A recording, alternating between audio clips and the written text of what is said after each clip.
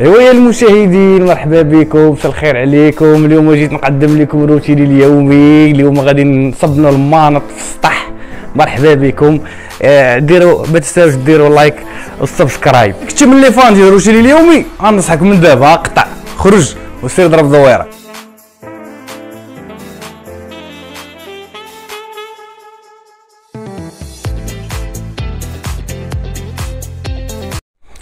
روتيني اليومي بالنسبه للناس اللي ما تعرفوش سي تري سامبل، سي ميم بيدون. دونك كتجي واحد السيده كتقول لكم مرحبا بكم، غادي نوريكم روتيني اليومي. اليوم غادي نقيو العدس، ولا كتقول لك مثلا اليوم غادي نصبنوا المانط في السطح، ولا كتقول لكم مثلا اليوم غادي نوريكم كيفاش كنسيق. اذا الغرض من هذا الفيديو ماشي هو توري كيفاش تسيق ولا كيفاش تصبن ولا كيفاش تعجن، حاشا ولله، ما يمكنش. بل خصها توريك المفاتن ديالها تو سامبلوم. دونك روتيني اليومي كتلبس شي لباس غير محتشم بتاتا. هذاك اللباس اللي تيكون نورمالمون ديال الدار، هي راه بالنسبه لها راه في الدار، ولكن تدير واحد الجهاز ديال التليفون كونيكتي للانترنت وكتبين القوم ربي العالمين. هاد كلمه روتين ماشي كلمه عربيه، هي كلمه داخليه كيستعملوها العرب، ولكن في الدارجه ما ممكنناش كنستعملوها شحال هادي، يلاه ولات كتستعمل مؤخرا. فضرني راسي قلت ارا نجي نقلب، مشيت دخلت اليوتيوب وكتبت باللغه الفرنسيه، قلت لها ربما نقلناها من فرنسا. كتبت ما روتين كوتيديان، لقيت بزاف د الفيديوهات كاينين فرنسيات وكاينين شي فرنسيات اصلهم عربي، يعني بحال دخلت تفاجات حيت تو سامبلومون دوك السيدات ملي كتقول لك ما روتين كوتيديان لو ميناج كتبين لك لو ميناج، يعني الكاميرا ملي كتبين كتفوكاليزي على لي زاكسيون اللي كدير في لو ميناج. يعني اللي مشات الكوزينه تتبين لك انها كتغسل، كتبين لك بانها تتجفف، يعني هي اللي كتكون غالبا شاده الكاميرا ولا كتكون مفيكسي على ان اوبجيكتيف بريسي. حنا ديالنا الفيكس لوبجيكتيف ديال التضاريس الجغرافيه. جيت قلبت بالونجلي كتبت ماي ديلي روتين، وهنا زدت تفاجات ما لا دا وطاب ديال الفيديوهات. لقيتهم ديلي روتين ديال لونطرينمون ديال كذا، كيفاش كدير البريكفاست، كيفاش كدير كذا كذا كذا كذا. وهنا درني راسي بغيت نفهم علاش حنا اللي تبلينا بهذا البليه وحنا اللي تطلينا بهذه الطليه. باش تفهموا مزيان الظاهره خصنا نرجعوا للاصل ديالها السيكولوجي، يعني بسيكولوجيك. غنلقاو بان كاين دو فوندمون ولا دو برانسيب اللي كيجيريو هذه القضيه ديال الروتين اليومي. شنو هما؟ فالاول لو فويوريزم. فويوريزم هو داك السيد ولا دوك الناس اللي عزيز عليهم استراق النظر. وفي المقابل كاين ليكزيبيسيونيزم. ليكزيبيسيونيزم هو الانسان اللي كيبغي يبين المفاتن ديالو، كيبغي يبين ويكشف العوره ديالو. دونك هاد لي دو بروسيدي خصنا نفهموهم. اذا لو فويوريزم هو لذة استراق النظر. كاين شي ناس عندهم واحد الكبت وعزيز عليهم يفرغوه بهذه الطريقه، يعني هذا نوع من الشذوذ. هاد الناس غالبا ما تيكونش سليم في العقل ديالو، كيعزيز عليه يشوف الناس يا اما تيتعراو ولا تيديروا مثلا علاقات حميميه، كيبغي يشوف وبلا ما يحسوا به الناس راه انه كيراقبهم. كاين شي ناس مرضى نفوس عزيز عليهم هذا الشيء. بعد ما شرحنا لو فويوريزم دابا ندوزو للاكزيبيسيونيزم. شنو هو الاكزيبيسيونيزم؟ هو الاستثاره. هو دوك الناس اللي عزيز عليهم يعرضوا المفاتن ديالهم ولا الجسم ديالهم ولا العوره ديالهم، بل عزيز عليهم بعض الخطرات كاع يعرضوا العلاقات الحميميه ديالهم. اذا دابا هادو لي دو برانسيب اللي داخلين في سكون ابل روتين اليومي. كاين الفويوريزم وكاين الاكزيبيسيونيزم.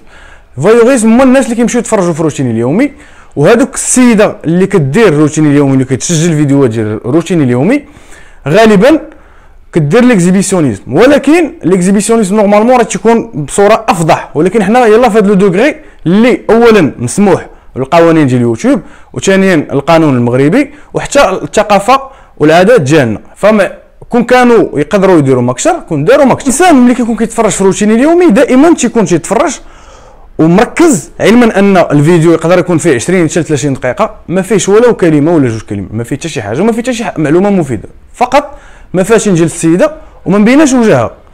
يعني هذاك السيد محدود يتفرج ودائما لا كيوريوزيتي ديالو كتقول ليه بلاتي راه نقدر نشوف شي حاجه، بلاتي راه نبقى حاضي. وهي بطبيعه الحال باش تكسر الملل مره تتبدل لونغل دو فيو ديال لا كاميرا. دونك مره تتبدل لا بوزيسيون، ومره تدير حركات اللي كتثير المشاهد. حيت انت مثلا الا بديتي كتفرج ومباش لك شي اشاره في الاول غادي تقطع. هما فهموا هذه القضيه، مره تتغير ولا تدير ان شونجمون دو ريتم. وهنا كيتطرح السؤال، علاش هاد الناس كيتفرجوا في روتين اليومي علما ان بامكانه راه في الانترنت راه كاين الغرق ديال لي سيت افيك دو كونتوني بورنوغرافيك، يعني مواقع اباحيه موجودين. وملي غتدخل الموقع الاباحي غادي تشوف العلاقه من طق حتى السلام عليكم بجميع المواصفات بكل شيء. فعلاش هاد الناس يخليو لي فيلم ولا لي سيت ديال المواقع الاباحيه وكيمشي يتفرج في الفويوريزم؟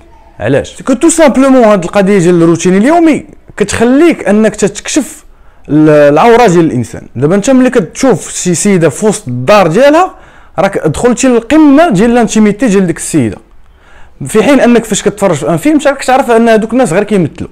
وحنا تنعرفوا واحد المثل مغربي تيقول لك دارك ساتر عوارك. هاد السيدات اللي ولاو كيكشفوا العوره ديالهم اللي هي الدار ديالهم، العادي والبادي والقاسي والداني، والمصيبه الكبيره في هادشي كامل هو ان عدد كبير من المتابعين راه ماشي من المغرب، راه 90% ديال المتابعين ديال الروتين اليومي انا متاكد ماشي مغاربه بل من دول عربيه شقيقه، وحنا كنعرفوهم وكنعرفوا الكبت اللي عايشين في المجتمع ديالهم، فكيجيو كيلقاو متسع فين يفرغوا، حيت هادشي ما عندهمش هما في الدول ديالهم. هما الدول ديالهم صارمين ومراقبين هاد المسائل، وإلا كانوا شي انفلاتات تيقدروا يكونوا ولكن بعدد قليل، وإلا طاحوا في شي واحد راه ما تيعطلوش. حنا ولينا من هبه ودب يجي يتفرج لينا في بناتنا وخواتاتنا وامهاتنا بلا حشمه بلا حياء. والغريب في الامر واللي كيزيد يفقس هو كيقولوا بان بعض بين قوسين الرجال ديال هاد النساء اللي كيديروا الروتين اليومي راهم موافقين، عاطينهم الاتفاق المسبق، بل ان كاين شي وحدين هما اللي تيسجلوا لهم. فهادو راه حاشا واش يكونوا رجال وحاشا واش يكونوا مغاربه. كلكم شفتوا الفي ديفير اللي وقع مؤخرا في احدى المدن المغربيه اللي شي وحده كانت كدير الروتين اليومي وقال لك راجلها هو يطعنها حيت جا شي صاحبه وقال ليه راه فوالا راه الناس كاع عباد الله دابا تيشوفوا لك مرتك في المفاتن ديالك. هاد الناس اللي مبليين بروتين اليومي سو سون دي فوايور، عزيز عليهم يسرقوا النظر، يعني عزيز عليهم يشوفوا العوره ديال البنات، كيبغيو يشوفوا الانتيميتي وفي المقابل ما كيبغيوش يتشافوا. دابا هاد الروتين اليومي عطيتوهم فرصه باش يشوفوا وهو مرتاح وما خايفش، حيت شاد التليفون مشى يتفرج.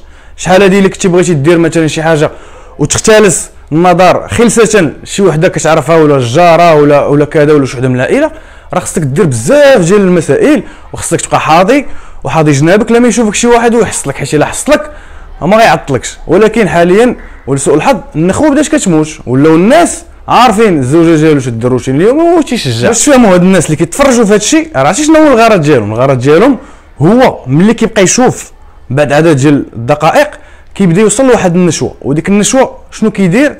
كيكملها بالعاده السريه، يعني كيدير الاستمناء على هذيك السيده. فاذا كانوا الناس عندهم شويه ديال النخوه والكرامه وكنتي كتعرف شي وحده تدير الروتين اليومي، نصحها نقول لها على الشيطان راكم شوهتونا، الفلوس راه غاديين يمشيو، شحال ما ربحتي من ديك المشاهدات راه غاديين يمشيو غادي تخسرهم.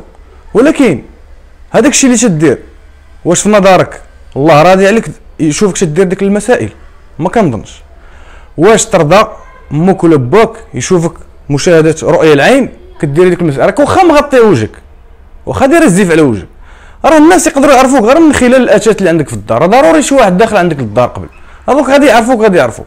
ولا ما بقيتوش كتحترموا والديكم وخوتكم واحترموا الشعب المغربي. حنا راه مغاربه كاملين، راه حنا ما كنرضاوش ان شي واحد يجي من المشرق ويبدا يسب فينا. علاش؟ بسبب بعض التصرفات الطائشه ديال بعض المحسوبين علينا. فملي قال النبي صلى الله عليه وسلم من ستر مسلما ستره الله يوم القيامه، نتوما ماشي دابا كتستروا، نتوما تتشوهوا وما كتشوهوش شي واحد اخر، كتشوهوا راسكم. انت تتشوه راسك تدير على راسك الشبهه وكتلوح في لاشين ديالك شي مناظر اللي ما فيهم ما يتشاف. علاش؟ على قبل لي فيو. الحديث اللي كان غادي يوقع ديال داك السيد اللي ضرب الزوجه ديالو حيت دارت روتين اليومي، كنظن ان هادشي غيبدا يتكرر بزاف، حيت العدد ديال الشخصيات اللي تيشاركوا في الروتين اليومي غادي كيتزاد وعدد المتابعين غادي كيتزاد. فكنتمنى من اداره يوتيوب توضع شي حل ويحبسوا عنا هذه المهزله، وكنتمنى من السلطات المغربيه حتى هما يتدخلوا، واي وحده عارفه واش دير الروتين اليومي يتخذوا مع الاجراءات اللازمه، حيت هذا الشيء راه لا يقبلوا العقل ولا يقبلوا المنطق، والعادات والتقاليد المغربيه ديالنا راه ضد هذا الشيء كامل. حاولت نستخلص ما امكن كيفاش هذه القضيه ديال الروتين اليومي وعلاش كاين الاقبال عليها. كنتمنى من الناس اللي سمعوا هذا الكلام هذا يديروا بعين الاعتبار، وعلى الاقل نيفيتيو هذا التفاهه. الا بدا كيطلع لك حاول ما امكن ما تدخلش، واخا تلقى العنوان مثير واش تلقى لا مينياتور مثيره حاول ما امكن ما تدخلش. الا قدرتي تسينيالي خصنا نحاربوا هذا الشيء باي وجه كان، حيتاش راه لا يشرفون بتاتا. اسمحوا لي هذا الموضوع راه صراحه كيقلق صراحه، صعيب تكون محافظ على الاعصاب ديالك وكتكلم في هذا الموضوع، حيت صراحه يحزنون صراحه يحزنون. الى عجبك الفيديو نزيد با لايكي، كومونتي، بارطاجي، وما تنساش دير سبسكرايب. خليت لكم الراحه، السلام عليكم ورحمه الله. إن أعجبك الفيديو لا تنسى الإعجاب والاشتراك في القناة.